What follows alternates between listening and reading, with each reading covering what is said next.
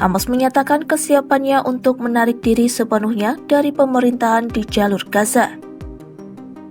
Selain itu, Hamas juga siap terlibat secara positif dan konstruktif dalam fase kedua rencana untuk mengakhiri perang di wilayah Gaza. Pernyataan tersebut disampaikan anggota Biro Politik Hamas Bassem Naim pada Jumat 9 Januari 2026. Naim menyebut kesepakatan gencatan senjata yang mulai berlaku sejak 10 Oktober 2025 sebenarnya telah menjadi rencana internasional setelah diadopsi oleh Dewan Keamanan Perserikatan Bangsa-Bangsa. Menurut Hamas, hambatan tersebut berasal dari langkah Israel yang dinilai tidak konsisten dengan komitmen awal. Dalam pernyataannya, Naim menuding Perdana Menteri Israel Benyamin Netanyahu telah mengingkari kesepakatan dan secara sengaja meningkatkan eskalasi keamanan. Hamas menyebut tujuan Israel adalah untuk membuka jalan kembali ke perang sekaligus menyelamatkan masa depan politik Netanyahu yang terancam di dalam negeri. Hamas juga menyoroti serangan-serangan Israel yang terus berlangsung setelah pengumuman gencatan senjata. Serangan itu disebut telah menyebabkan ratusan korban jiwa. Naim menegaskan eskalasi semacam itu tidak mungkin terjadi tanpa perlindungan atau lampu hijau dari Amerika Serikat.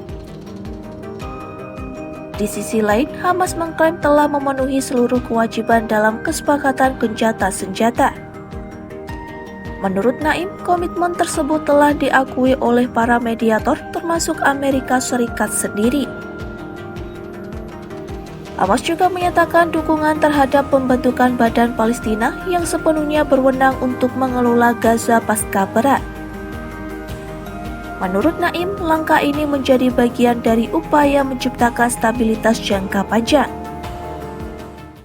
Namun Hamas memperingatkan situasi tidak akan bertahan jika eskalasi militer Israel terus berlanjut, sementara kondisi kemanusiaan di Gaza tetap dalam keadaan katastrofik. Naim mengatakan lingkaran api bisa meluas ke wilayah yang lebih besar, termasuk yang justru dianggap menjadi keinginan Netanyahu. Data otoritas kesehatan setempat menunjukkan sejak gencatan senjata berlaku, jumlah korban tewas di Gaza bertambah menjadi 439 orang dengan 1.223 orang lainnya terluka. Tim penyelamat juga telah menemukan 688 jenazah selama periode tersebut. Secara keseluruhan, sejak operasi militer Israel dimulai Oktober 2023, lebih dari 71.000 warga Palestina tewas dan lebih dari 171.000 lainnya terluka.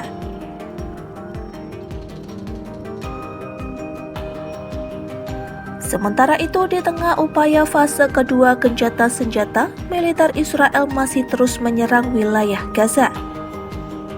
Terbaru, Israel melancarkan serangan udara ke Gaza pada Kamis 8 Januari 2026 yang menewaskan sedikitnya 14 warga Palestina.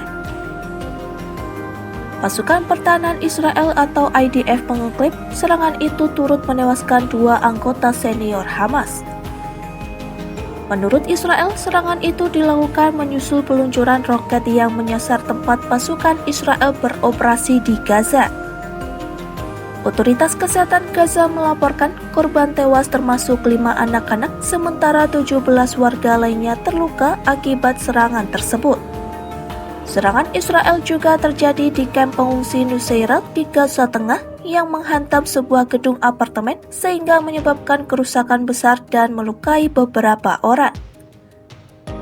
Sementara di Gaza Selatan, serangan udara Israel turut merusak tenda-tenda pengungsi dan menyebabkan 2 warga Palestina tewas.